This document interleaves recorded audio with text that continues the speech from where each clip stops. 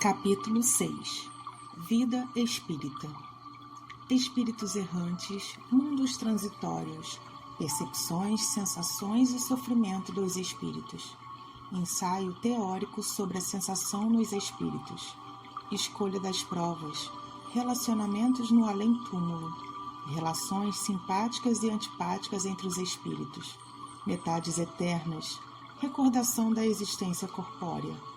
Comemorações dos mortos, funerais. Espíritos errantes. 223. A alma reencarna imediatamente após sua separação do corpo? Algumas vezes reencarna imediatamente, porém, mais frequentemente só depois de intervalos mais ou menos longos. Nos mundos superiores, a reencarnação é quase sempre imediata. A matéria corporal sendo menos grosseira, o espírito encarnado ali goza de quase todas as suas faculdades espirituais. O estado normal deles é como aquele dos sonâmbulos lúcidos entre vocês. 224. O que acontece com a alma no intervalo das encarnações? Torna-se um espírito errante, que aspira para sua nova destinação, que espera. 224A. Qual pode ser a duração desses intervalos? Desde algumas horas até alguns milhares de séculos. Aliás, propriamente falando, não há limite extremo estabelecido para o estado errante, que pode se prolongar muitíssimo e que, entretanto, nunca é perpétuo. Cedo ou tarde, o espírito tem que recomeçar uma existência que sirva para a purificação das suas existências precedentes. 224b. Essa duração depende da vontade do espírito ou ela pode ser imposta como expiação? É uma consequência do livre-arbítrio. Os espíritos sabem perfeitamente o que fazem, mas também há aqueles para quem essa duração é uma punição infligida por Deus. Outros pedem para que ela seja prolongada, a fim de continuarem os estudos que só podem ser feitos com proveito na condição de espírito. 225. A erraticidade é, por si só, um sinal de inferioridade dos espíritos? Não, pois há espíritos errantes de todos os níveis. A encarnação é um estado transitório, já o dissemos. No seu estado normal, o espírito está desgarrado da matéria. 226. Poderemos dizer que todos os espíritos que não estão encarnados são errantes? Com relação aos que devam reencarnar, sim. Porém, os espíritos puros que já chegaram à perfeição não são errantes. O estado deles é definitivo. No tocante às qualidades íntimas, os espíritos são de diferentes ordens ou graus, que eles percorrem sucessivamente à medida que se purificam. Sobre o estado, eles podem ser encarnados, isto é, unidos a um corpo, errantes, isto é, livre do corpo material e aguardando uma nova encarnação para se melhorarem, ou espíritos puros, isto é, perfeitos e não precisando mais de encarnação. 227. De que maneira os espíritos errantes se instruem? Sem dúvidas que não é do mesmo modo que o nosso, correto? Eles estudam o seu próprio passado e procuram meios de se elevar. Veem, observam o que se passa nos lugares por onde percorrem, escutam os discursos dos homens esclarecidos e os conselhos dos espíritos mais elevados que eles, e tudo isso lhes incute ideias que eles antes não tinham. 228. Os espíritos conservam algumas das paixões humanas? Ao perderem seu invólucro, os espíritos elevados deixam as paixões mais e só guardam as do bem. Já os espíritos inferiores, estes as conservam, pois do contrário, eles seriam de primeira ordem. 229. Por que, ao deixarem a terra, os espíritos não deixam nela todas as suas más paixões, uma vez que reconhecem as inconveniências delas. Vocês têm nesse mundo pessoas que são excessivamente invejosas. Acreditam que elas perdem esse defeito ao partirem daí? Após saírem da Terra, permanece, sobretudo naquelas que tiveram paixões bem acentuadas. Um tipo de atmosfera que as envolve, conservando nessas pessoas todas essas coisas mais, pois o espírito não está inteiramente desprendido. Apenas por alguns momentos é que ele entrevê a verdade, como que para lhe mostrar o bom caminho. 230. O espírito progride no estado errante? Ele pode se melhorar bastante, sempre conforme sua vontade e seu desejo, mas é na existência corporal que ele põe em prática as ideias que tenha adquirido. 231. Os espíritos errantes são felizes ou infelizes? Mais ou menos conforme seus méritos. Os espíritos sofrem de suas paixões das quais eles tenham conservado a essência, ou são felizes conforme estejam mais ou menos desmaterializados. No estado errático, o espírito percebe o que lhe falta para ser mais feliz. É desde então que ele procura os meios de alcançar sua felicidade. Porém, nem sempre lhe é permitido reencarnar ao seu agrado, e isso representa uma punição. 232. Na condição de erráticos, os espíritos podem ir a todos os mundos? Isso depende. Quando o espírito deixa o corpo, nem por isso ele fica completamente desprendido da matéria e continua pertencendo ao mundo onde acabou de viver, ou a outro do mesmo grau, a menos que, durante a sua vida, ele tenha se elevado. Aliás, esse é o objetivo para o qual ele deve tender, pois, do contrário, ele jamais se aperfeiçoaria. No entanto, ele pode ir a alguns mundos superiores, mas desde que lá esteja como estrangeiro. Por assim dizer, ele não faz mais do que vislumbrá-los, e isso lhe dá o desejo de melhorar-se para ser digno da felicidade que ali se desfruta e de poder habitá-los mais tarde. 233. Os espíritos já purificados vêm aos mundos inferiores?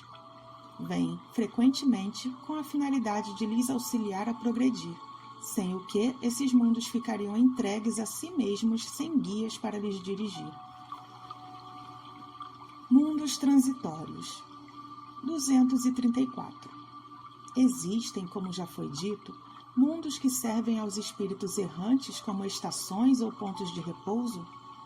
Sim, há mundos particularmente destinados aos seres errantes, mundos nos quais eles podem habitar temporariamente, espécies de acampamentos, de campos para se repousar de uma longa erraticidade. Situação essa sempre um tanto penosa. São de posições intermediárias entre os outros mundos, graduadas de acordo com a natureza dos espíritos que ali podem ter acesso, e nele desfrutam de um bem-estar mais ou menos grande. 234a. Os espíritos que habitam esses mundos podem deixá-los livremente? Sim, os espíritos que se encontram nesses mundos podem se desprender deles para ir aonde devam se encaminhar. Imaginem que eles sejam como aves de passagem pousando numa ilha, à espera de renovar as forças para seguirem seu destino. 235. Os espíritos progridem durante suas estadias nos mundos transitórios? Certamente, os que assim se reúnem o fazem com o propósito de aprender e de poder mais facilmente obter a permissão para ir a lugares melhores e alcançar a posição que os eleitos já obtêm. 236. Pela sua natureza especial, os mundos transitórios são perpetuamente destinados aos espíritos errantes? Não, a condição deles não passa de temporária. 236a. Eles são habitados ao mesmo tempo por seres corpóreos? Não, sua superfície é estéril. Aqueles que lá habitam não têm necessidade de nada. 236b. Essa esterilidade é permanente e está relacionada com a sua natureza especial? Não, eles são estéreis por transição. 236c. Então esses mundos são desprovidos de belezas naturais? A natureza se traduz pelas belezas da imensidade, que não são menos admiráveis do que aquilo a que vocês chamam belezas naturais. 236d. Sendo transitório o estado desses mundos, nossa Terra algum dia será um deles? Ela já foi. 236e. Em que época? Durante a sua formação. Nada é inútil na natureza. Cada coisa tem o seu propósito, sua destinação. Em lugar algum há o vazio, tudo é habitado. A vida está em toda parte. Assim, durante a longa série dos séculos que se passaram antes do aparecimento do homem na Terra, durante esses lentos períodos de transição atestados pelas camadas geológicas, antes mesmo da formação dos primeiros seres orgânicos naquela massa informe, naquele árido caos onde os elementos estavam misturados, não havia ausência de vida. Seres que não tinham nem nossas necessidades, nem nossas sensações físicas, lá encontravam um refúgio. Deus quis que, mesmo nesse estado imperfeito, ela servisse para alguma coisa. Quem ousaria afirmar que, entre esses milhares de mundos que giram na imensidade, um só, um dos menores perdido na multidão, tivesse o privilégio exclusivo de ser povoado? Qual então a utilidade dos demais? Deus os teria feito unicamente para enfeitar a nossa vista? Suposição absurda, incompatível com a sabedoria que esplende em todas as suas obras. É inadmissível desde que se pondere sobre a existência de todos aqueles que não podemos apreciar. Ninguém contestará que, nessa ideia de mundos ainda impróprios para a vida material e, portanto, já povoados de seres vivos apropriados a tal meio, há qualquer coisa de grande e sublime em que talvez se encontre a solução de mais de um problema. Percepções, sensações e sofrimentos dos espíritos. 237. Uma vez no mundo dos espíritos, a alma ainda tem as percepções que ela tinha de sua vida? Sim, e de outras percepções que ela não tinha, porque seu corpo era como um véu que as obscurecia. A inteligência é um atributo do espírito, mas que se manifesta mais livremente quando não tem entraves. 238. As percepções e os conhecimentos dos espíritos são indefinidos? Numa palavra, eles sabem todas as coisas? Quanto mais se aproximam da perfeição, mais eles sabem. Se são espíritos superiores, sabem muito. Os espíritos inferiores são mais ou menos ignorantes acerca de tudo. 239. Os espíritos conhecem o princípio das coisas? Depende da sua elevação e sua pureza. Os espíritos inferiores não sabem mais do que os homens. 240. Os espíritos compreendem o tempo como nós? Não, e é isso que faz com que vocês nem sempre nos compreendam quando se trata de fixar datas ou épocas. Os espíritos vivem fora do tempo, tal como nós o compreendemos. Por assim dizer, a duração para eles anula-se, e os séculos, tão longos para nós, não passam de instantes aos olhos deles, e se perdem na eternidade, do mesmo modo que os relevos do solo se perdem e desaparecem para quem se eleva no espaço. 241. Os espíritos fazem do presente uma ideia mais precisa e mais justa do que nós? Do mesmo modo como aquele que enxerga bem faz uma ideia mais justa das coisas do que o cego. Os espíritos veem o que vocês não veem, então eles julgam diferente de vocês. Porém, novamente, isso depende da elevação de cada um. 242. Como é que os espíritos têm conhecimento do passado? Esse conhecimento é ilimitado para eles? Quando nos ocupamos com ele, o passado é um presente, precisamente como tu te recordas uma coisa que te impressionou ao longo do teu exílio. Simplesmente como nós não temos mais o véu material que obscurece tua inteligência, nós nos lembramos das coisas que desapareceram para ti. Mas nem tudo é conhecido dos espíritos, sua própria criação, para começar. 243. Os espíritos conhecem o futuro? Isso também depende da perfeição deles. Às vezes, eles não fazem mais do que vislumbrar o futuro, mas nem sempre lhes é permitido revelá-lo. Quando o veem, parece o presente para eles. O espírito vê o porvir mais claramente à medida que se aproxima de Deus. Depois da morte, a alma vê e capta num golpe de vista suas emigrações passadas, mas não pode ver o que Deus lhe reserva. Para isso, é preciso que a alma esteja toda integrada nele após muitas existências. 243-A. Os espíritos que alcançaram a perfeição absoluta têm um conhecimento completo do futuro?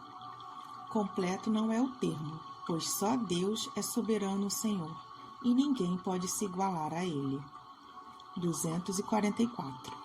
Os espíritos enxergam a Deus? Somente os espíritos superiores o veem e o compreendem. Os espíritos inferiores o sentem e o pressentem. 244-A. Quando um espírito inferior diz que Deus lhe proíbe ou permite uma coisa, como ele sabe que isso lhe vem de Deus? Ele não vê Deus, mas sente a sua soberania. Quando alguma coisa não deve ser feita ou uma palavra não deve ser dita, ele percebe como uma intuição, uma advertência invisível que lhe impede de o fazer. Vocês mesmos não têm pressentimentos que lhes parecem avisos secretos para fazer ou não fazer isto ou aquilo? O mesmo vale para nós, se bem que em um grau superior, pois tu compreendes que a essência espiritual, sendo mais sutil do que a de vocês, os espíritos podem receber melhor as advertências divinas. 244-B. A ordem lhes é transmitida diretamente por Deus ou por intermédio de outros espíritos? Ela não lhe vem diretamente de Deus. Para se comunicar com ele, é necessário ser digno disso. Deus lhe transmite suas ordens pelos espíritos que acham mais elevados em perfeição e em instrução. 245. A visão nos espíritos fica circunscrita como nos seres corporais? Não, ela reside nele. 246. Os espíritos carecem da luz para enxergar? Eles veem por si mesmos e não carecem de luz exterior. Para eles não há trevas, salvo aquelas nas quais eles podem se encontrar por expiação. 247. Os espíritos têm precisão de se transportar para verem em dois pontos diferentes? Podem eles, por exemplo, ver simultaneamente nos dois hemisférios do globo? Como o espírito se transporta com rapidez do pensamento, pode-se dizer que ele vê por toda parte de uma vez só. Seu pensamento pode se irradiar e se colocar ao mesmo tempo em vários pontos diferentes, mas essa capacidade depende da sua pureza. Quanto menos puro, mais sua visão é limitada. Só os espíritos superiores podem enxergar todo um conjunto. A faculdade de enxergar entre os espíritos é uma propriedade inerente à sua natureza e que reside em todo o seu ser, como a luz reside em todas as partes de um corpo luminoso. É uma espécie de lucidez universal que se estende a tudo, que abrange simultaneamente o espaço, os tempos e as coisas, e para a qual não há nem trevas nem obstáculos materiais. Compreendemos que isso deva ser assim. No homem, a visão se dá pelo funcionamento de um órgão impressionado pela luz, sem a qual o homem fica na escuridão. No espírito, como a visão constitui um atributo de si mesmo, exceção feita de qualquer agente exterior, a visão é independente da luz. 248. O espírito vê as coisas tão distintamente como nós? Mais distintamente, pois sua visão penetra o que vocês não podem penetrar. Nada a encobre. 249. O espírito percebe os sons? Sim, e percebe aqueles que os vossos sentidos obtusos não conseguem. 249a. A capacidade de ouvir está em todo o seu ser, como a de ver? Todas as percepções são atributos do espírito e fazem parte do seu próprio ser. Quando ele é revestido de um corpo material, essas percepções só chegam a ele pelo canal dos órgãos. Porém, na condição de liberdade, elas não ficam mais localizadas. 250. Como as percepções são atributos do próprio espírito, seria possível ele se subtrair delas? O espírito só vê e ouve o que ele queira. Isso dito de modo em geral, e sobretudo quanto aos espíritos elevados, pois para aqueles que são imperfeitos, estes ouvem e veem, às vezes a contragosto, o que lhes possa ser útil ao seu aperfeiçoamento. 251. Os espíritos são sensíveis à música? Refere-se à vossa música? Que é ela comparada à música celeste? A essa harmonia de que nada na terra pode lhes dar ideia. Uma está para a outra como o canto do selvagem para uma suave melodia. Todavia, espíritos vulgares podem experimentar certo prazer em ouvir a música de vocês, porque ainda não lhes é concedido compreender uma música mais sublime. Para os espíritos, a música possui encantos infinitos, em razão de suas qualidades sensitivas muito desenvolvidas. Refiro-me à música celeste, que é tudo o que a imaginação espiritual pode conceber de mais belo e mais suave. 252. Os espíritos são sensíveis às belezas da natureza? As belezas da natureza dos globos são tão diferentes que nós estamos longe de conhecê-las. Sim, os espíritos são sensíveis a essas belezas, segundo suas aptidões para apreciar e compreendê-las. Para os espíritos elevados, há belezas de conjunto diante das quais, por assim dizer, apagam-se as belezas dos detalhes. 253. Os espíritos experimentam nossas necessidades e sofrimentos físicos? Eles as conhecem, porque sofreram delas. Porém, eles não experimentam materialmente como vocês, pois eles são espíritos. 254. Os espíritos sentem fadiga e necessidade de repouso? Eles não podem sentir a fadiga tal como vocês a entendem, e por consequência disso, não precisam de vosso repouso corporal, já que eles não possuem órgãos dos quais as forças devam ser reparadas. No entanto, o espírito repousa no sentido de não permanecer numa atividade constante. Ele não age de maneira material. Sua ação é toda intelectual e seu repouso é totalmente moral. Isto quer dizer que há momentos em que o seu pensamento deixa de estar tão ativo e não se entrega a um objeto determinado. É um verdadeiro descanso, mas que não é comparável ao do corpo. O tipo de fadiga que os espíritos podem sentir está na proporção da inferioridade deles. Quanto mais eles sejam elevados, tanto menos repouso é necessário. 255. Quando um espírito diz que sofre, que natureza de sofrimento ele sente? Angústias morais, que o torturam mais dolorosamente do que os sofrimentos físicos. 256. De onde surgiu, então, que alguns espíritos se queixam de sentir frio ou calor? Reminiscência do que tenham padecido durante a vida, às vezes tão penosa quanto a realidade. Muitas vezes é uma comparação mediante a qual, na falta de coisa melhor, eles exprimem a sua própria situação. Quando se recordam do seu corpo, eles experimentam uma espécie de impressão, como quando se tira um casaco e que ainda se crê vesti-lo por mais algum tempo. Ensaio teórico sobre a sensação nos espíritos. 257. O corpo é um instrumento da dor. Se não é a causa primeira, pelo menos é a causa imediata. A alma tem a percepção dessa dor. Essa percepção é o efeito. A lembrança que a alma conserva da dor pode ser muito penosa, mas não pode ter ação física. Na realidade, nem o frio nem o calor são capazes de desorganizar os tecidos da alma. A alma não pode congelar nem se queimar.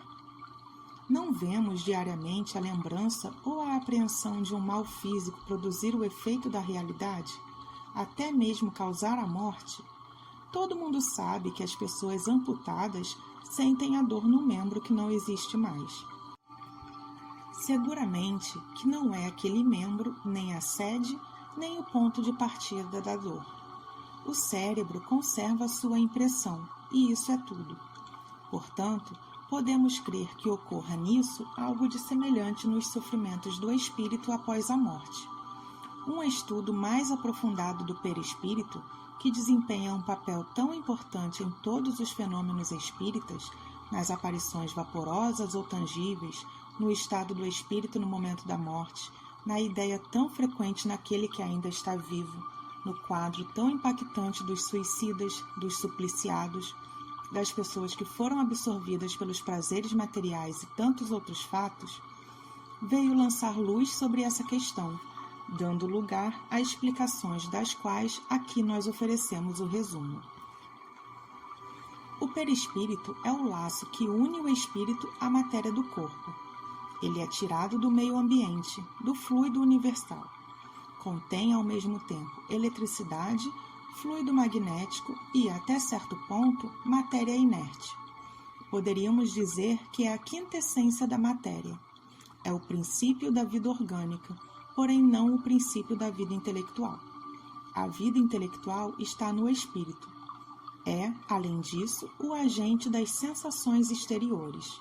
No corpo, essas sensações se localizam nos órgãos que lhes servem como canais. Com o corpo destruído, as sensações são generalizadas. Daí porque o espírito não diz que sofre mais da cabeça do que dos pés. Aliás, é preciso cuidar para não confundir as sensações do perispírito, que se tornou independente, com as do corpo. Só podemos pegar estas últimas como termo de comparação e não como exatidão. Liberto do corpo, o espírito pode sofrer, mas esse sofrimento não é aquele do corpo.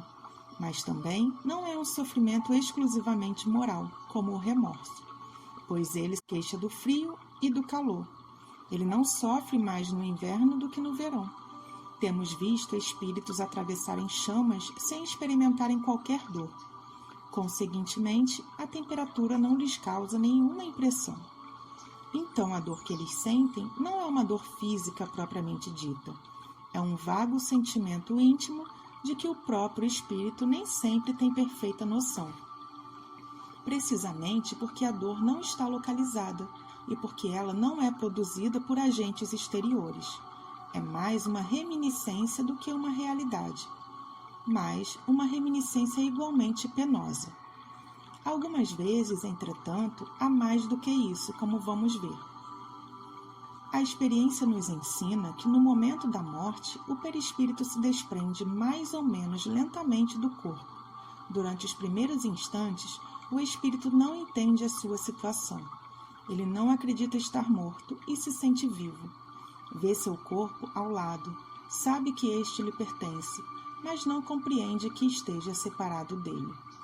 Essa situação dura enquanto haja uma ligação entre o corpo e o perispírito. Um suicida nos disse: não estou morto. E acrescentou: no entanto, sinto os vermes a me roerem. Ora, certamente os vermes não roíam o perispírito, e menos ainda o espírito. Roíam apenas o corpo. Porém, como a separação do corpo e do perispírito não estava completa, disso se produzia uma espécie de repercussão moral que lhe transmitia a sensação do que estava acontecendo com o corpo. Repercussão talvez não seja bem a palavra, porque pode induzir a suposição de um efeito muito material.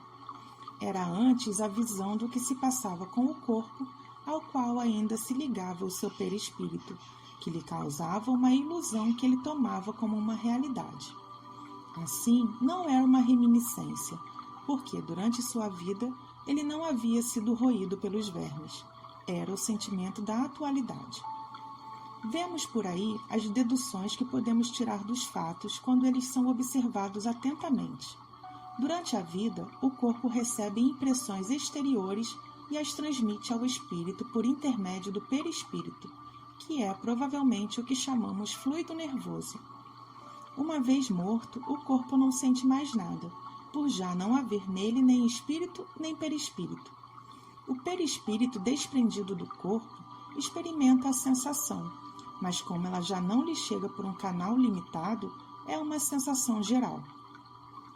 Ora, como o perispírito não é realmente mais do que um simples agente de transmissão, porque é o espírito que tem consciência, daí resulta que se pudesse existir um perispírito sem espírito, este não sentiria mais do que o corpo que está morto. Do mesmo modo, se o espírito não tivesse perispírito, ele seria inacessível a qualquer sensação dolorosa. É o que ocorre com os espíritos completamente depurados. Sabemos que quanto mais eles se purificam, mais a essência do perispírito se torna etérea, donde se segue que a influência material diminui à medida que o espírito progride, isto é, à medida que o próprio perispírito se torna menos denso. Mas, dirão, as sensações agradáveis são transmitidas ao espírito pelo perispírito, bem como as sensações desagradáveis. Ora, se o espírito puro é inacessível a algumas delas, deve ser igualmente inacessível às outras sensações. Sim, sem dúvida, com relação às que vêm unicamente da influência da matéria que nós conhecemos. O som dos nossos instrumentos e o perfume das nossas flores não lhe causam nenhuma impressão. Entretanto, há neles sensações íntimas de um charme indefinível, de que não podemos formar nenhuma ideia, porque a esse respeito nós somos iguais a cegos de nascença diante da luz. Sabemos que isso existe, mas de que modo? Aí a nossa ciência se detém. Sabemos que há percepção, sensação, audição, visão, que essas faculdades são atributos de todo o ser, e não como no homem, de uma parte do ser. Mas, novamente, de que modo? É o que não sabemos. Os próprios espíritos nada podem nos informar sobre isso, porque a nossa linguagem não é capaz de exprimir ideias que não possuímos, como na língua dos selvagens não há palavras para exprimir as nossas artes, ciências e doutrinas filosóficas. Dizendo que os espíritos são inacessíveis às impressões da nossa matéria, queremos nos referir aos espíritos muito elevados, cujo envoltório etéreo não encontra nada parecido neste mundo. O mesmo não acontece com aqueles cujo perispírito é mais denso.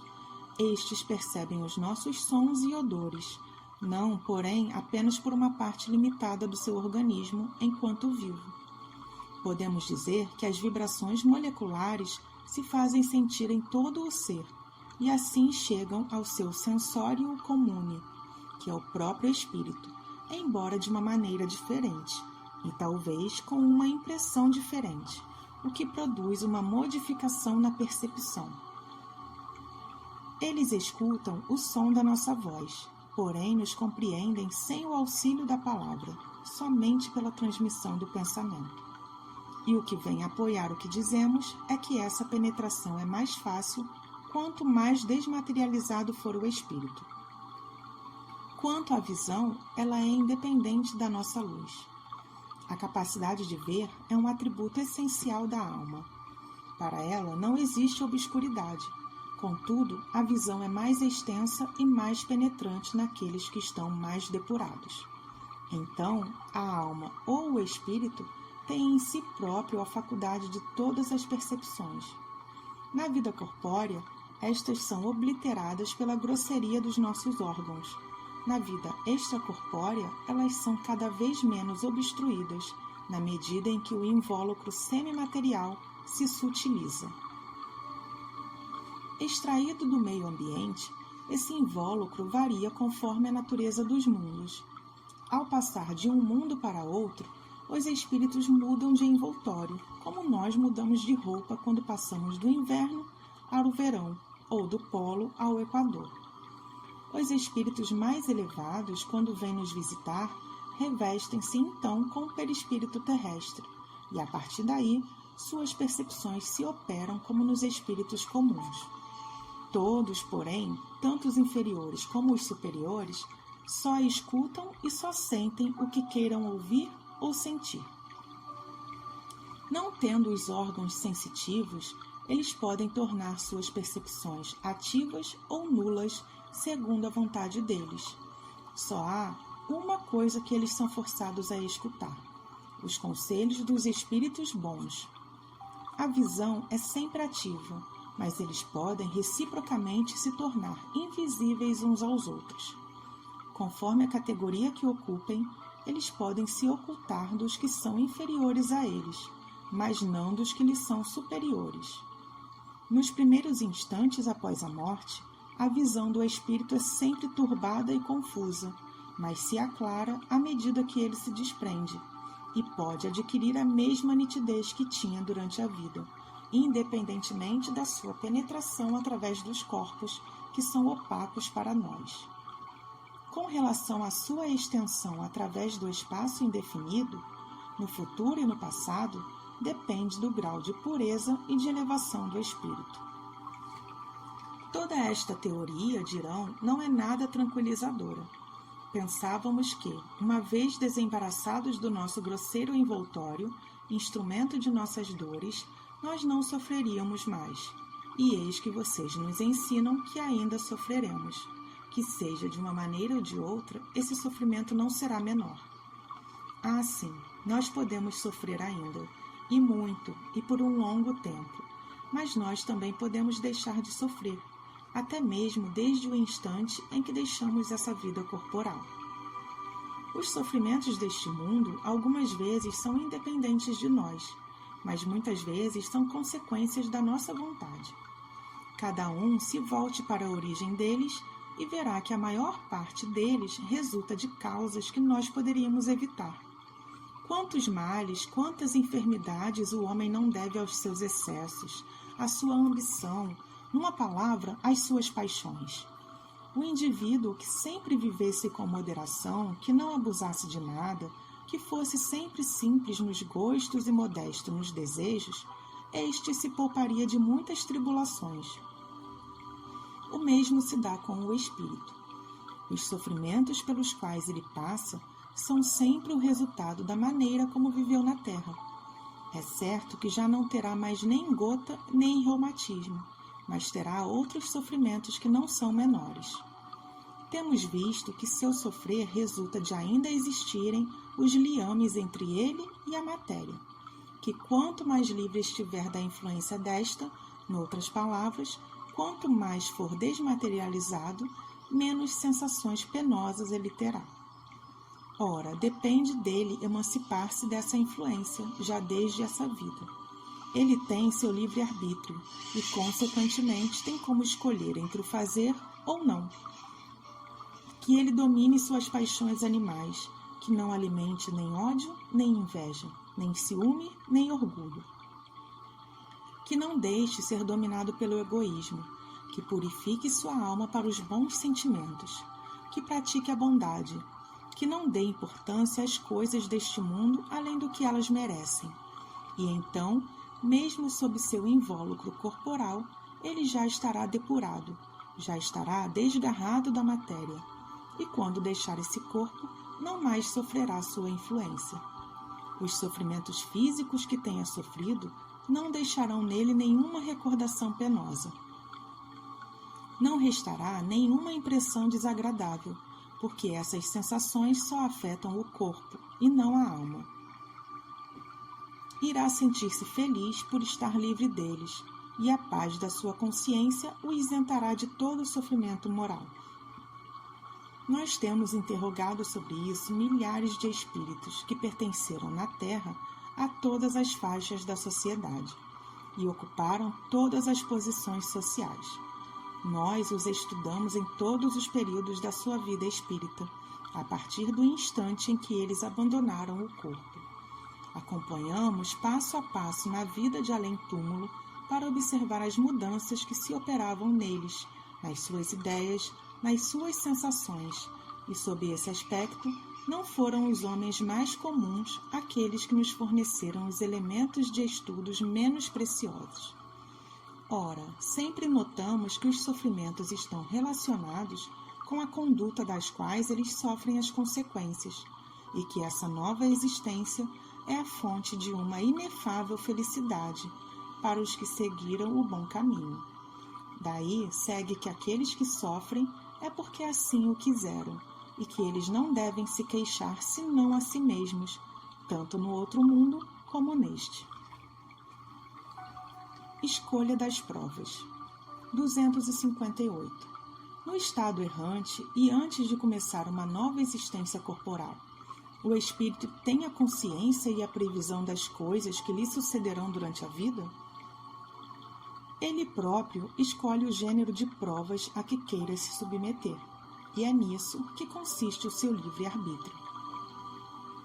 258-A. Então, não é Deus que lhe impõe as tribulações da vida como castigo? Nada ocorre sem a permissão de Deus, pois é Ele quem estabelece todas as leis que regem o universo. Agora, vão perguntar por que Ele decretou esta lei e não aquela. Ao dar ao espírito a liberdade de escolha, Deus lhe deixa toda a responsabilidade dos seus atos e de suas consequências. Nada atrapalha o seu futuro. Existe para ele o caminho do bem, assim como o do mal. Se ele sucumbir, restará uma consolação, que é de que nem tudo acabou para ele, e que Deus, na sua bondade, lhe deixa livre para recomeçar o que ele tenha feito de mal. Além disso, devemos distinguir o que é obra da vontade de Deus e o que é da vontade do homem. Se um perigo lhes ameaça, não foram vocês quem criou esse perigo, foi Deus. Mas vocês têm o desejo de se exporem a esse perigo, por terem visto nele um meio de progredirem, e Deus o permitiu. 259.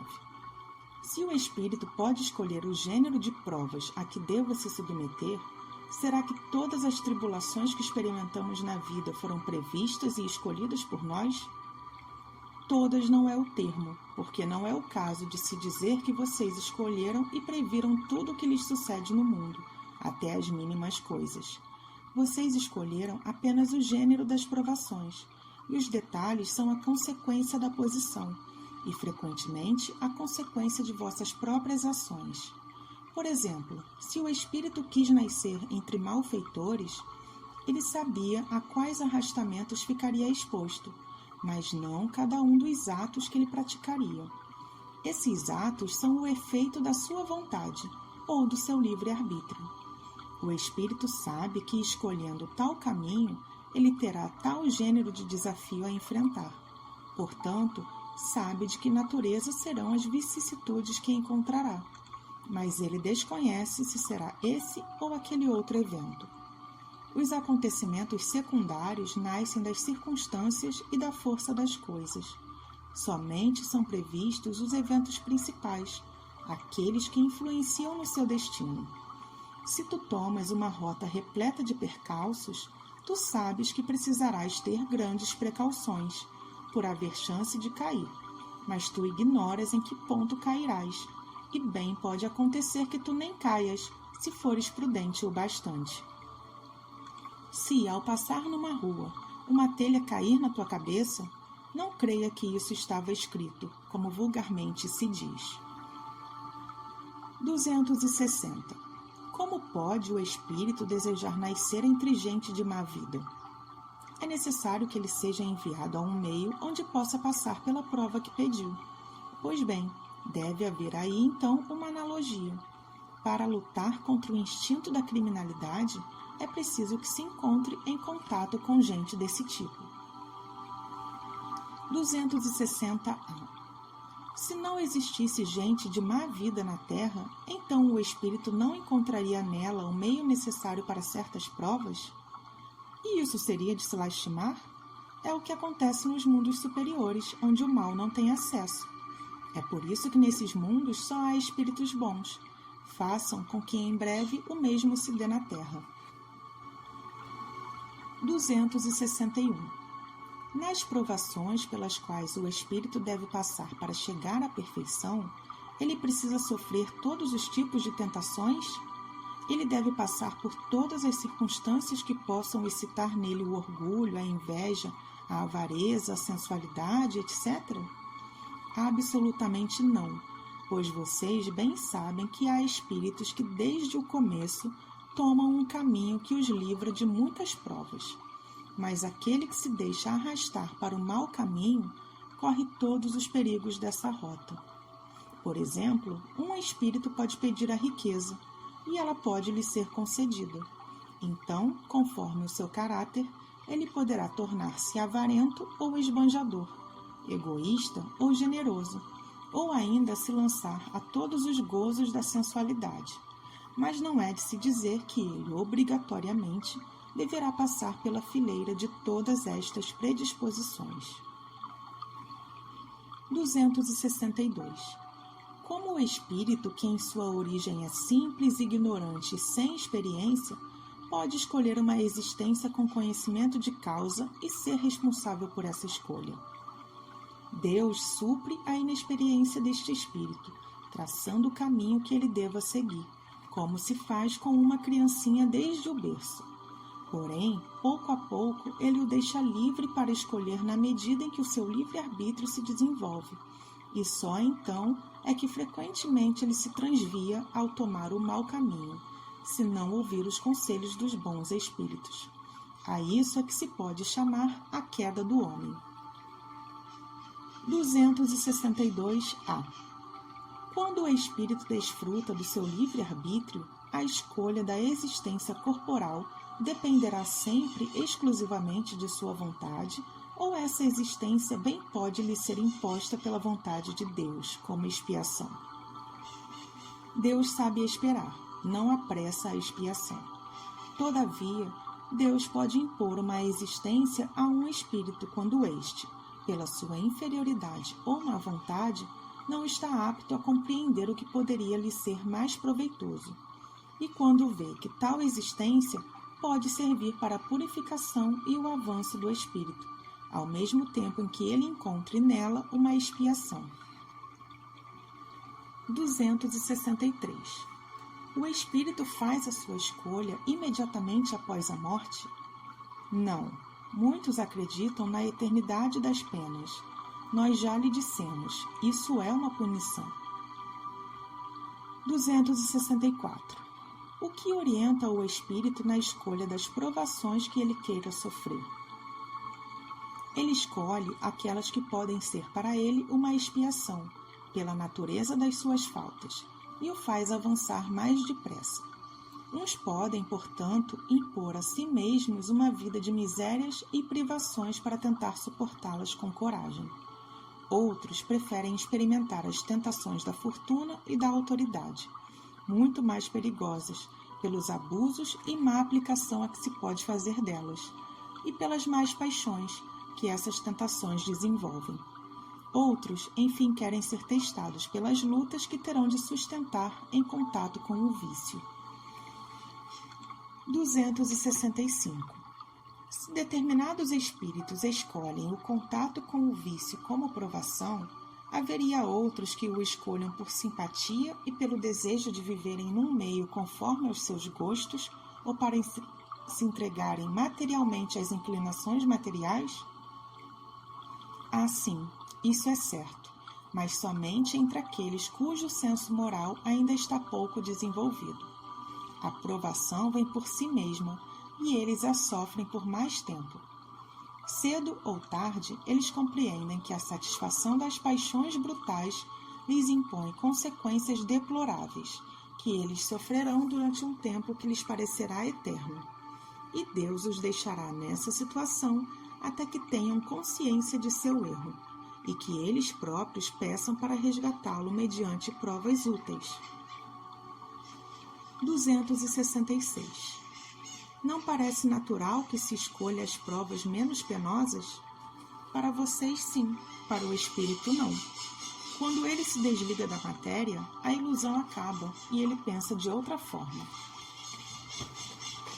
O homem na Terra e colocado sob a influência das ideias carnais, nada vê nessas provas exceto o lado penoso. Tal a razão de lhe parecer natural escolher aquelas que, do seu ponto de vista, podem aliar-se aos seus gozos materiais. Contudo, na vida espiritual, ele compara esses gozos passageiros e grosseiros com a inalterável felicidade que ele vislumbra, e desde então que lhe importam alguns sofrimentos passageiros. Assim, pois, o espírito pode escolher a prova mais rude e, conseguintemente, a mais angustiada existência, na esperança de chegar mais depressa a uma situação melhor, como o doente escolhe frequentemente o remédio mais desagradável para se curar mais rapidamente. Aquele que tenta ligar seu nome à descoberta de um país desconhecido não procura uma trilha florida, pois sabe dos perigos que corre, mas também conhece a glória que o espera se for bem-sucedido. A doutrina da liberdade na escolha das nossas existências e das provas que devamos sofrer deixa de parecer extraordinária se considerarmos que os espíritos, desprendidos da matéria, apreciam as coisas de um modo diverso da maneira que fazemos. Eles definem a meta, que é muito mais importante para eles do que os gozos fugitivos do mundo.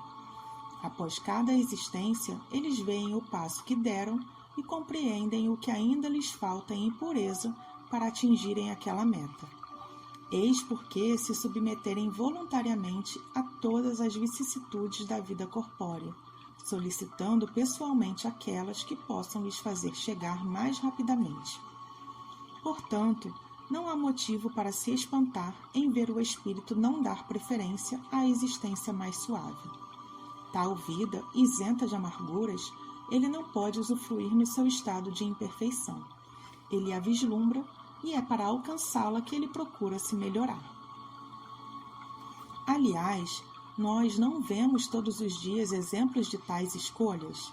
O homem que trabalha uma parte de sua vida sem trégua nem descanso para ajuntar o que lhe assegura o bem-estar, faz o que com isso se não cumprir uma tarefa que impôs a si mesmo em vista de um futuro melhor?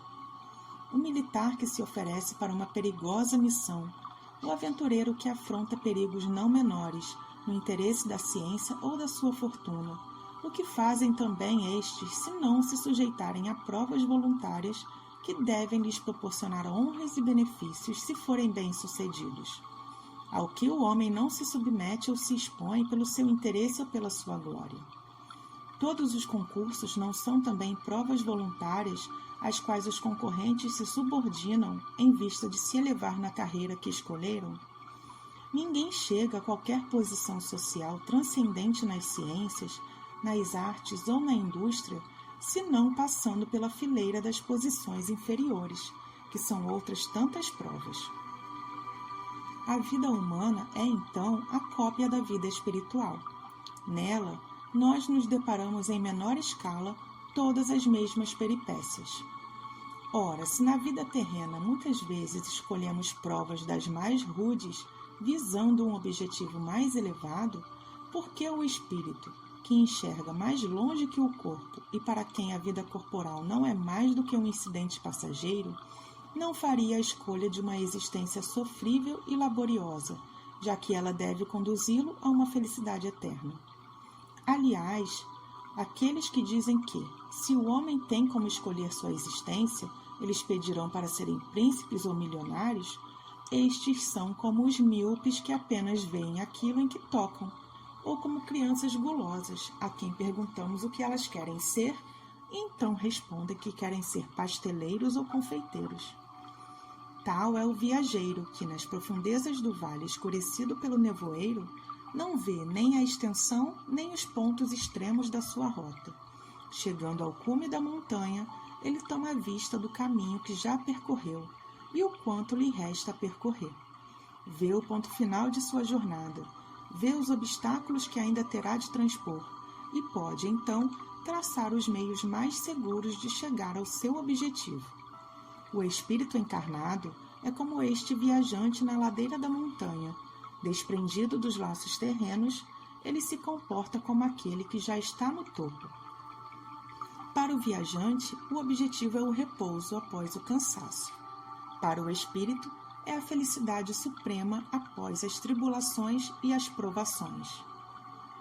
Todos os espíritos dizem que na erraticidade eles pesquisam, estudam e observam a fim de fazerem suas escolhas. Não dispomos de um exemplo disso na vida corporal?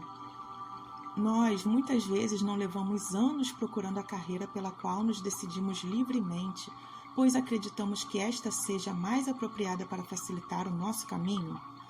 Quando fracassamos numa carreira, procuramos outra. Cada carreira que abraçamos representa uma fase, um período da vida. Não empregamos a cada dia em procurar o que faremos no dia seguinte? Ora, o que significam as diversas existências corporais para o espírito, se não fases, períodos e dias da sua vida espírita?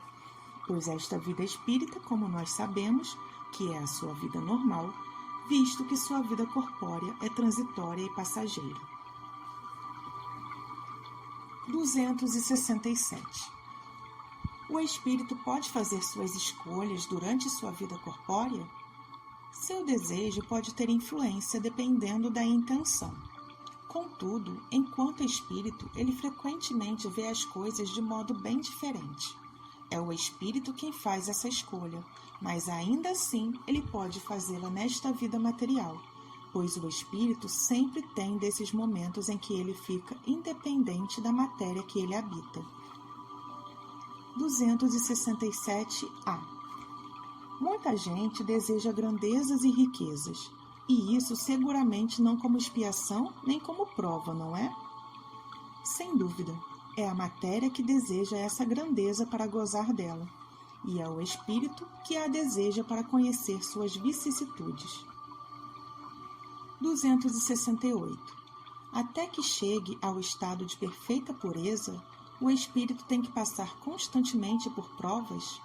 Sim, mas elas não são como vocês a entendem, pois só consideram provas as tribulações materiais.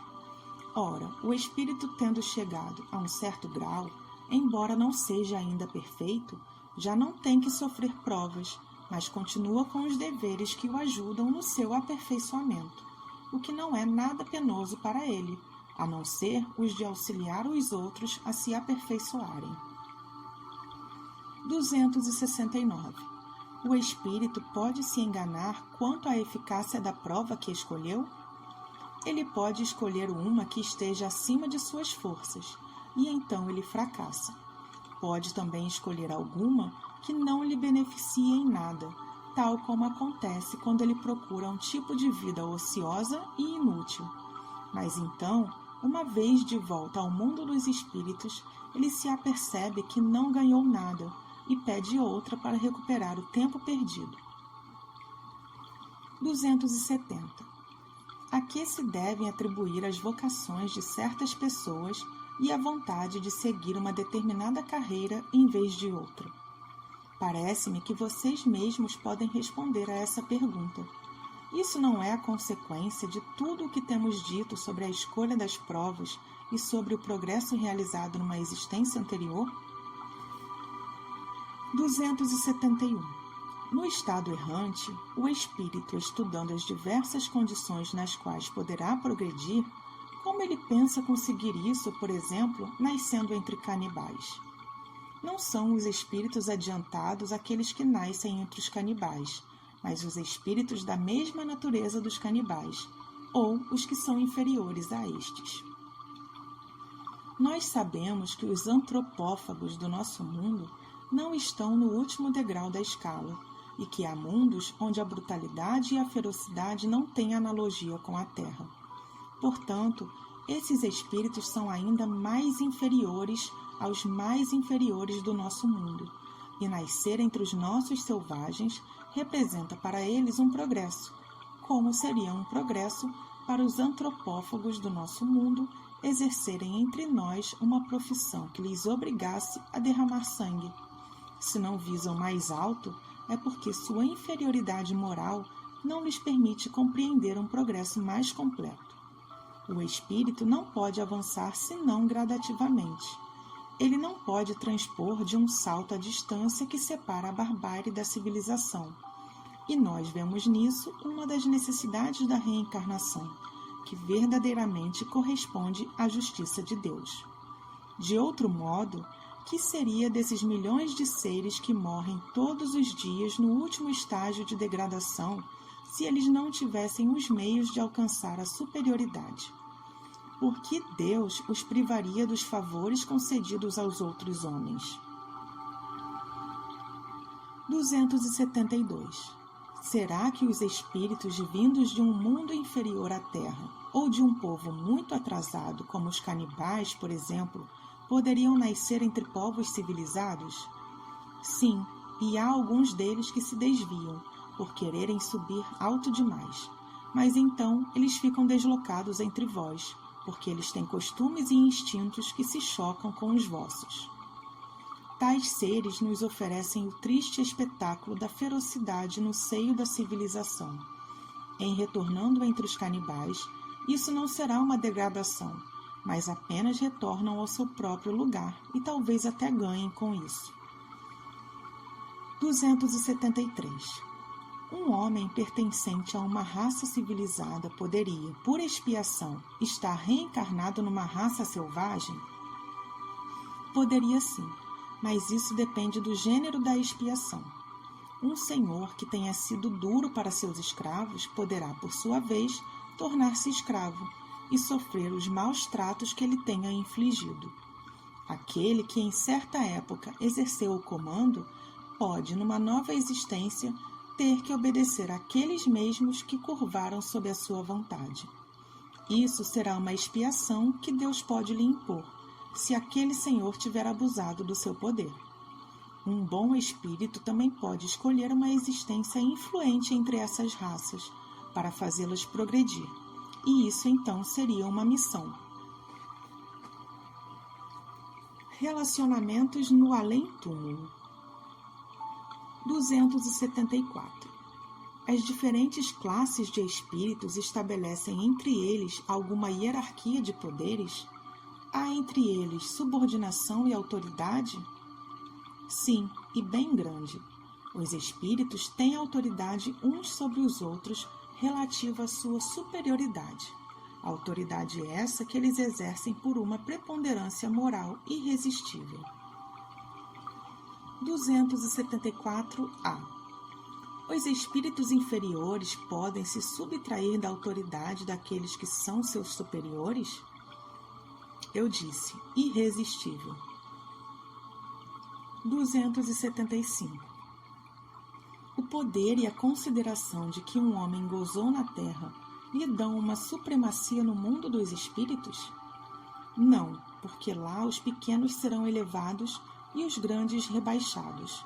Leia os Salmos. 275-A.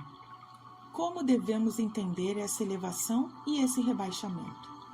Não sabem que os espíritos são de diferentes ordens conforme seus méritos? Pois bem, o maior da terra pode pertencer à derradeira categoria entre os espíritos, enquanto o seu servo pode estar na primeira. Compreendem isto?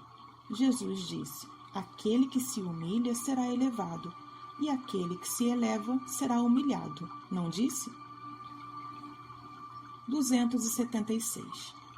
Aquele que foi grande na terra e que se encontra inferior entre os espíritos, por conta disso, experimenta humilhação? Às vezes, uma humilhação bem grande, sobretudo se era orgulhoso e invejoso. 277. O soldado que reencontra seu general depois da batalha, no mundo dos espíritos, ainda o reconhece como seu superior? O título não vale nada. A verdadeira superioridade é tudo. 278. Os espíritos das diferentes categorias se misturam? Sim e não. Quer dizer, eles se veem, mas se distinguem uns dos outros. Evitam-se ou se aproximam segundo a semelhança ou a antipatia de seus sentimentos. Tal ocorre entre vocês. É todo um mundo do qual o vosso mundo é um obscuro reflexo. Os espíritos da mesma categoria se reúnem por uma espécie de afinidade e formam grupos ou famílias unidos pela simpatia e pelo objetivo a que se propõem. Os bons pelo desejo de fazer o bem, os maus pelo desejo de fazer o mal, pela vergonha de suas faltas e pela necessidade de ficar entre os seres semelhantes a eles. Assim como numa grande cidade, onde os homens de todas as faixas e de todas as condições se veem e se encontram sem se confundirem, onde as sociedades se formam pela analogia dos gostos, onde o vício e a virtude se convivem, mas sem se falarem. 279. Todos os espíritos têm reciprocamente acesso uns entre os outros? Os espíritos bons vão a toda parte, e é preciso que seja assim, para que eles possam exercer sua influência sobre os maus. Porém, as regiões habitadas pelos bons ficam interditadas aos espíritos imperfeitos, a fim de que estes não possam trazer até ali a perturbação das más paixões. 280. Qual é o tipo de relacionamentos entre os bons e os maus espíritos? Os bons se ocupam em combater as más inclinações dos outros, a fim de ajudá-los a subir, o que é uma missão. 281. Por que os espíritos inferiores se comprazem em nos induzir ao mal? Por inveja de não terem merecido estar entre os bons. O desejo deles é o de impedir, tanto quanto possam, os espíritos ainda inexperientes de chegarem ao bem supremo. Eles querem que os outros experimentem o que eles próprios experimentam. Isto não acontece também entre vocês? 282. Como os espíritos se comunicam entre si? Eles se veem e se compreendem. A palavra é material, é o reflexo do espírito. O fluido universal estabelece entre eles uma comunicação constante. É o veículo da transmissão do pensamento. Como para vocês, o ar é o transmissor do som.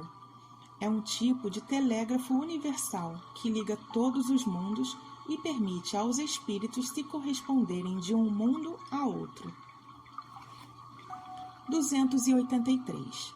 Os espíritos podem dissimular entre si seus pensamentos? Podem se esconder uns dos outros? Não. Para os espíritos, tudo está à mostra, sobretudo quando eles são perfeitos. Eles podem se afastar, mas sempre se veem. Isto, porém, não constitui uma regra absoluta, porque certos espíritos podem muito bem se tornar invisíveis para outros espíritos, se julgarem útil fazê-lo. 284. Como os espíritos, não tendo mais corpo, podem comprovar sua individualidade e se diferenciar dos outros seres espirituais que os rodeiam? Eles comprovam sua individualidade pelo perispírito, que os torna seres distintos uns dos outros, como o corpo humano diferencia os homens. 285.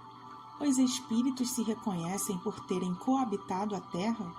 O filho reconhece o pai, o amigo reconhece o seu amigo? Certamente, e assim de geração em geração.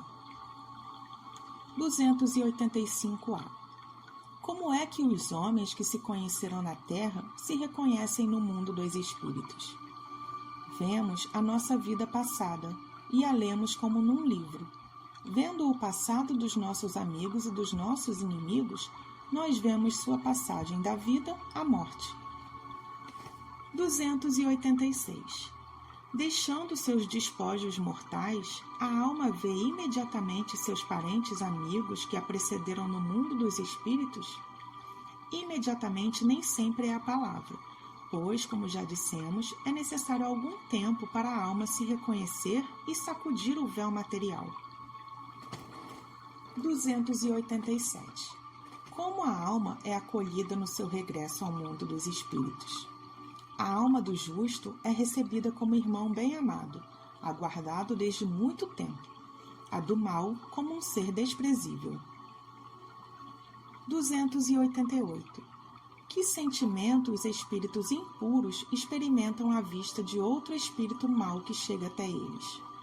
Os maus ficam satisfeitos de verem os seres que se assemelham a eles e que, como eles próprios, estão privados da infinita felicidade, tal qual na terra um canalha entre seus colegas. 289. Nossos parentes e amigos alguma vez vêm ao nosso encontro quando deixamos a terra?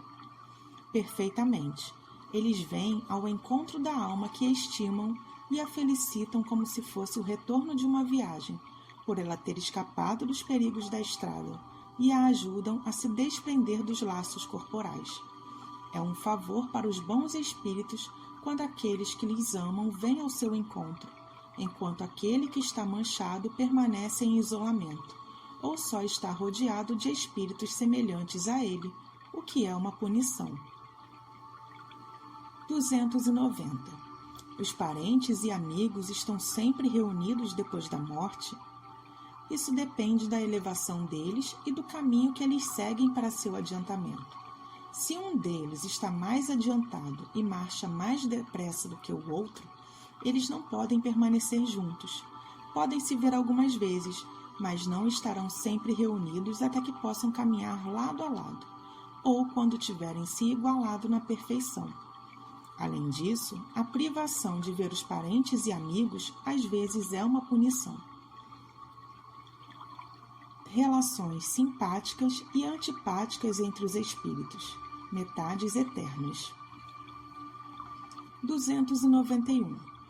Além da simpatia geral, da afinidade, os espíritos têm entre eles afeições particulares?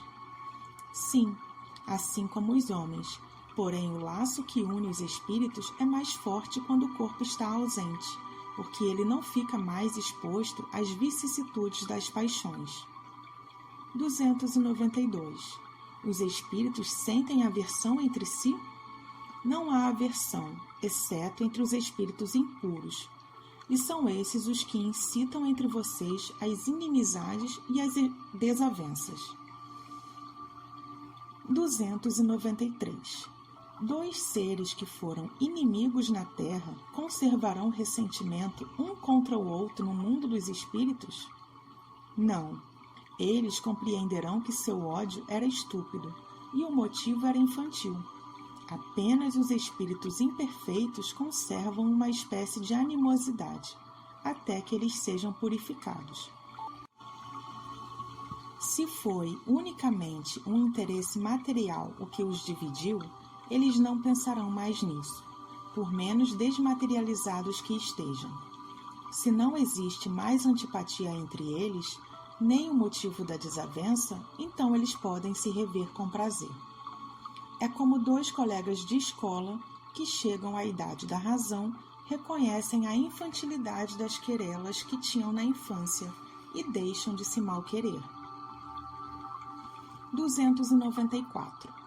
A lembrança das más ações que dois homens cometeram um contra o outro constitui um obstáculo à simpatia entre eles? Sim, essa lembrança os leva a se distanciarem.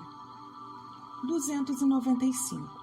Depois da morte, que sentimento inspira aqueles contra quem nós fizemos mal neste mundo? Se forem bons, eles perdoam conforme o vosso arrependimento. Se forem maus, eles podem alimentar ressentimento e, algumas vezes, lhes perseguir até numa outra existência. Deus pode permiti-lo como castigo. 296.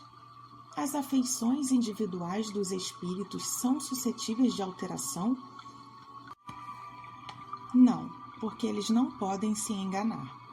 Eles não têm mais a máscara sob a qual se escondem os hipócritas. E é por isso que suas afeições são inalteráveis, quando eles são puros. O amor que os enlaça é para eles a fonte de uma suprema felicidade. 297. A afeição mútua que dois seres conservaram na Terra permanece no mundo dos espíritos?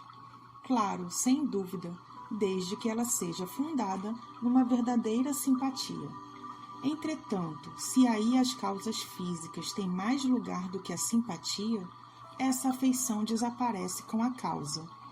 As afeições entre os espíritos são mais sólidas e duráveis do que na Terra, porque não se acham subordinadas aos caprichos dos interesses materiais e do orgulho. 298. As almas que devam se unir estão predestinadas a essa união desde a sua origem? E cada um de nós tem, em algum lugar do universo, sua metade a qual fatalmente estará unida algum dia?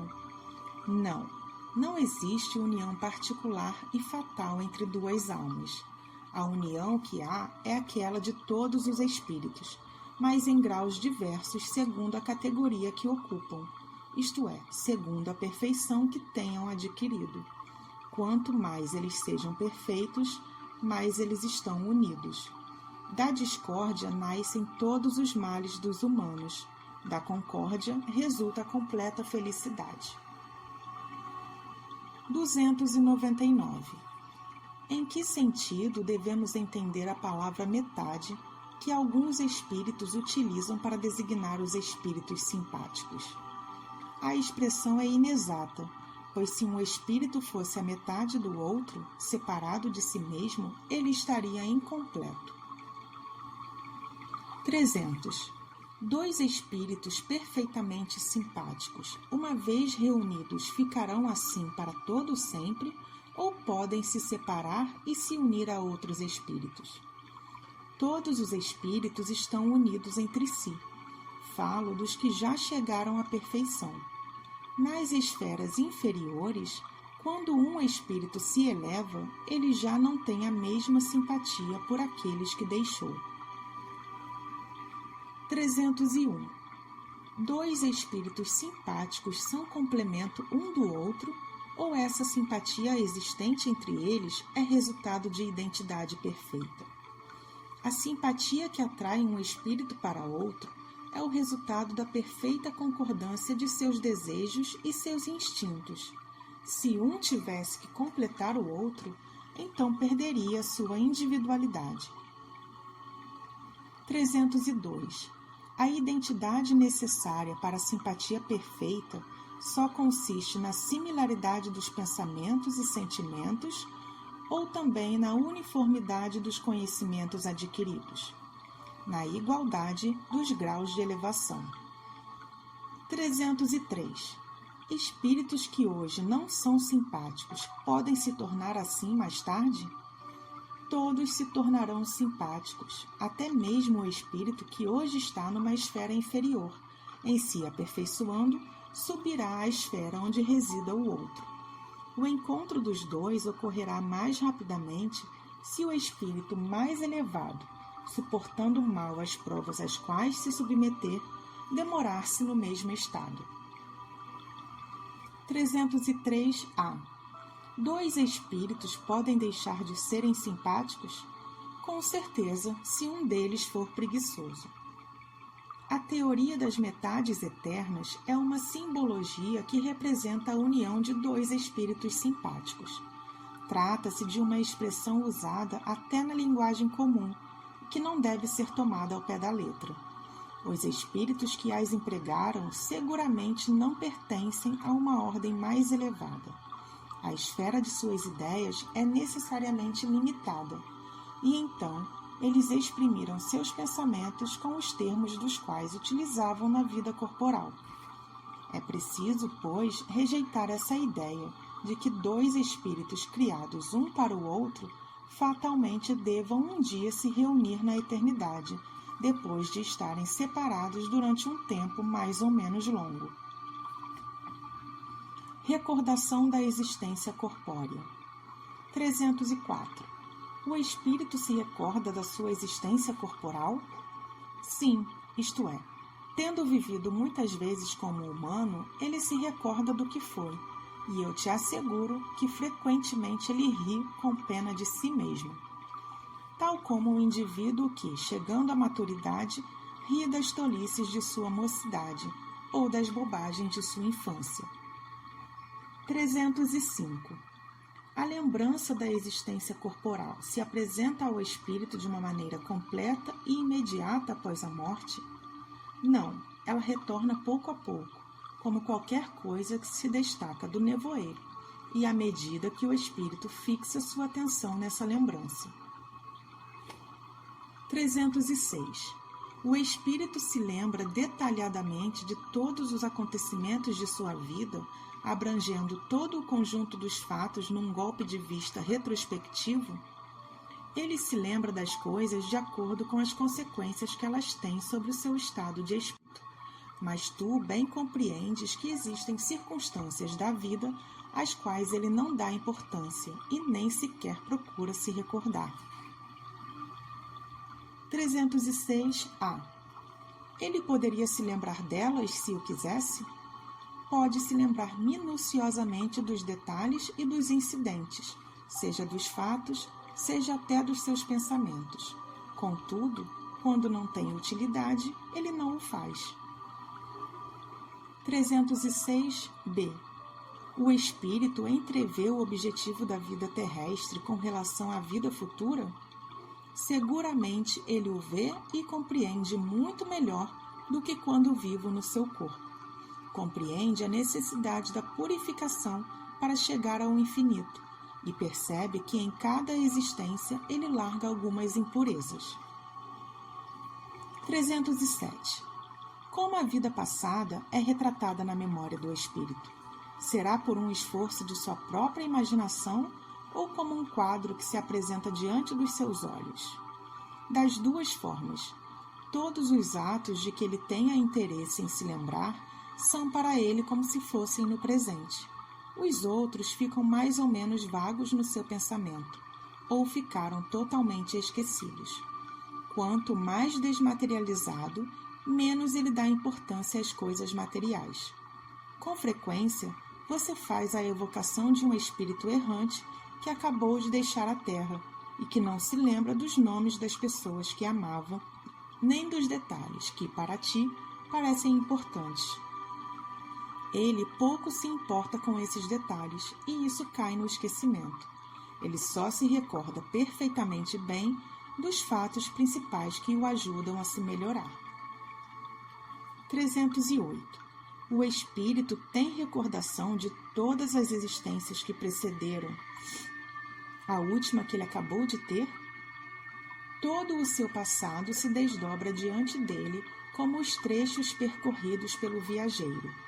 Mas, como já dissemos, ele não se recorda de todos os seus atos de uma maneira absoluta.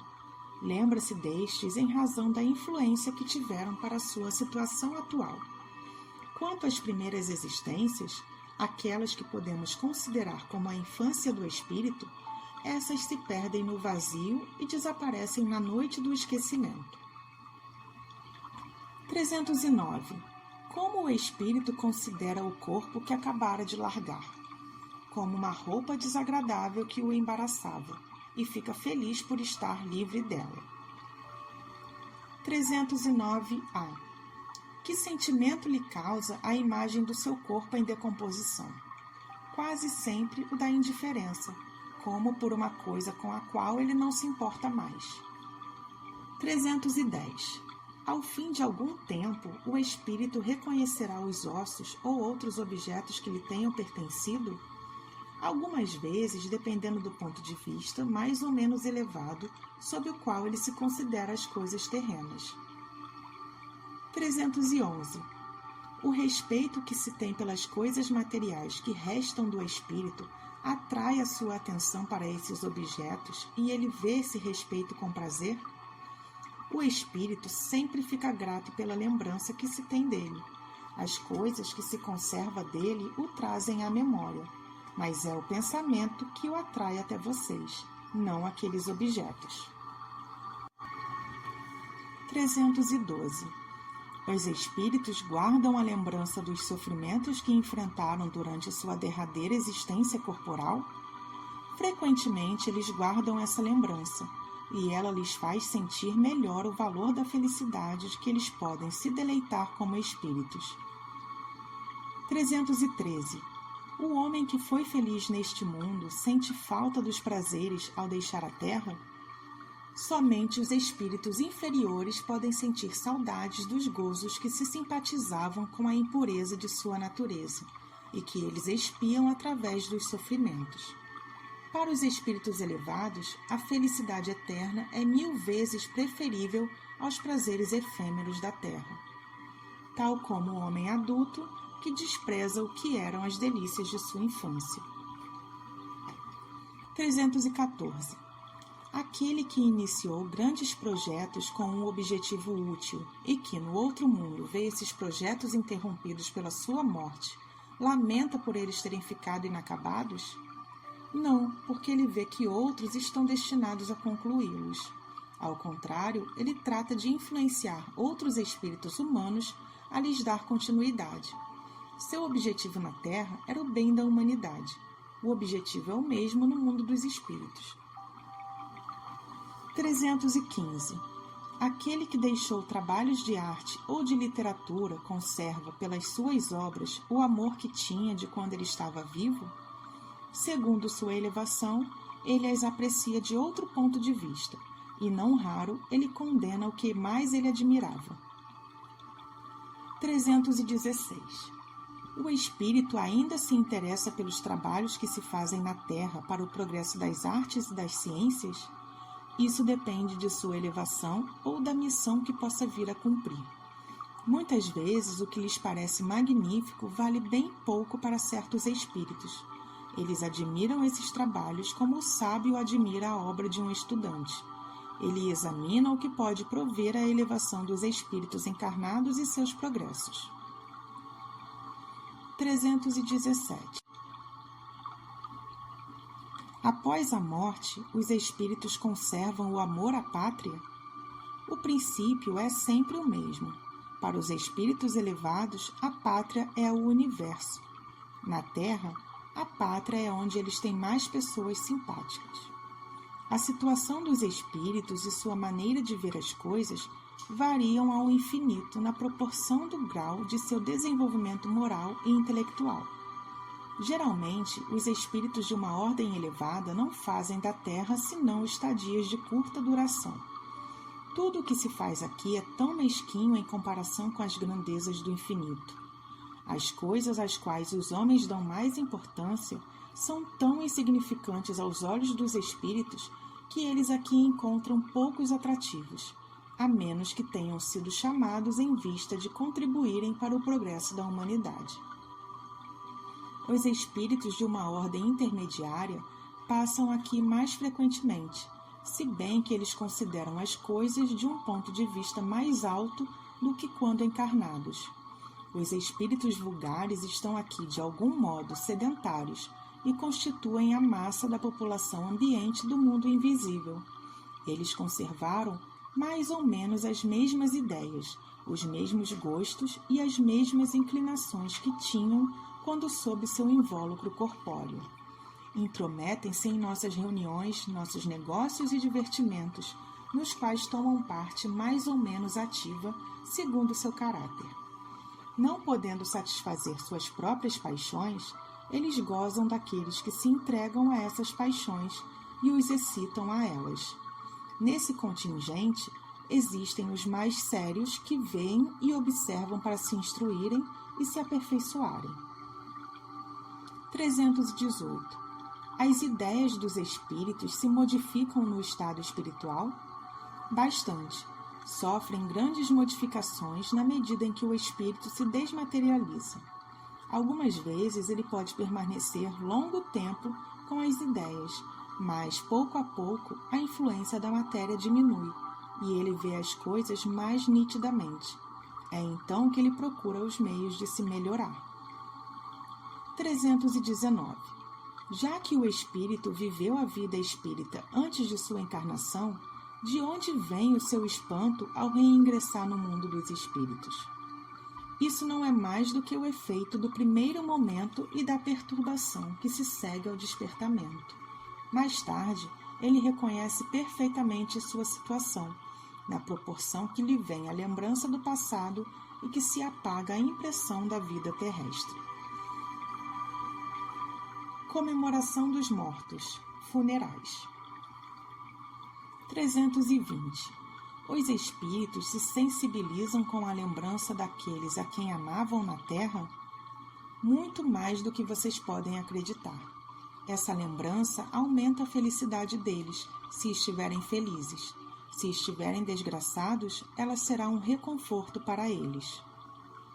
321. O dia da comemoração dos mortos tem algo de mais solene para os espíritos? Eles se preparam para vir ao encontro daqueles que virão rezar sobre seus túmulos? Os espíritos atendem ao apelo do pensamento naquele dia, assim como nos outros. 321-A. Esse dia, para eles, é um dia de reunião junto à sua sepultura? Os espíritos comparecem às sepulturas em maior número nesse dia, porque há mais pessoas lhe chamando. Porém, cada um deles vai lá somente pelos seus amigos, e não pela multidão dos indiferentes. 321-B. Sob qual forma eles ali comparecem e como nós os veríamos se eles pudessem se tornar visíveis? Aquela forma sob a qual eram conhecidos quando estavam vivos. 322. Os espíritos esquecidos, cujo túmulo ninguém vai visitar, apesar disso, comparecem também lá e sofrem um desgosto por não verem nenhum amigo se lembrar deles? Que importa a terra para eles? Só se fica preso a ela pelo coração. Se não existe mais amor, não há mais nada que prenda aí o espírito. Ele tem todo o universo para ele. 323. A visita ao túmulo produz maior satisfação ao espírito do que uma prece feita em casa? A visita ao túmulo é uma maneira de manifestar que se está pensando no espírito ausente. É uma representação. Já lhes dissemos que é a prece que santifica o ato da recordação. Pouco importa o lugar se a prece for dita com o coração. 324. Os espíritos das pessoas às quais se erguem estátuas ou monumentos assistem às inaugurações desse tipo e enxergam isso com prazer? Muitos comparecem quando é possível, mas eles são menos sensíveis à homenagem que se faça a eles do que à lembrança. 325. De onde pode vir a certas pessoas o desejo de serem enterradas num determinado lugar mais do que em outro? Eles voltariam ali com mais vontade após a morte? E essa importância dada a uma coisa material seria um sinal de inferioridade do espírito? A afeição particular do espírito por determinados lugares, inferioridade moral. Que importa um canto de terra mais que outro para um espírito elevado? Ele não sabe que sua alma se reunirá àquelas que ele ama, mesmo que seus ossos estejam separados? 325-A. A reunião dos despojos mortais de todos os membros de uma família deve ser considerada como uma coisa fútil? Não, isso é um costume piedoso e um testemunho de simpatia por aqueles a quem se tem amado. Se essa reunião pouco importa para os espíritos, ela é útil para os homens. Suas recordações ficam mais concentradas. 326. Regressando à vida espiritual, a alma se sensibiliza com as honrarias prestadas aos seus despojos carnais? Quando o espírito já chegou a um certo grau de perfeição, ele não tem mais vaidade terrena e compreende a futilidade de todas essas coisas. Mas fiquem sabendo que, frequentemente, há espíritos que, no primeiro momento de sua morte material, experimentam um grande prazer com as honras que lhes tributam, ou se aborrecem com o desprezo por seu envoltório carnal. É que eles ainda conservam alguns dos preconceitos deste mundo. 327. O espírito assiste ao seu enterro? Muito frequentemente, mas algumas vezes ele não se dá conta do que se passa, se ainda estiver em perturbação. 327-A. ele fica lisonjeado com a concorrência das pessoas que assistem ao seu enterro? Mais ou menos, conforme o sentimento que as motiva. 328. O espírito daquele que acaba de morrer assiste às reuniões de seus herdeiros? Quase sempre. Deus assim o quer para a própria instrução do espírito e castigo dos culpáveis. É nessa ocasião que se julga o que valiam seus protestos. Para ele, todos os sentimentos ficam descobertos, e a decepção que lhe causa ver a ganância dos que partilham entre si os seus bens o esclarece acerca dos sentimentos deles. Mas a vez deles também chegará. 329. O respeito instintivo que o homem consagra aos mortos, em todos os tempos e entre todos os povos, é um efeito da intuição que ele tem da existência futura? É a consequência natural dessa intuição. Sem isso, esse respeito ficaria sem sentido.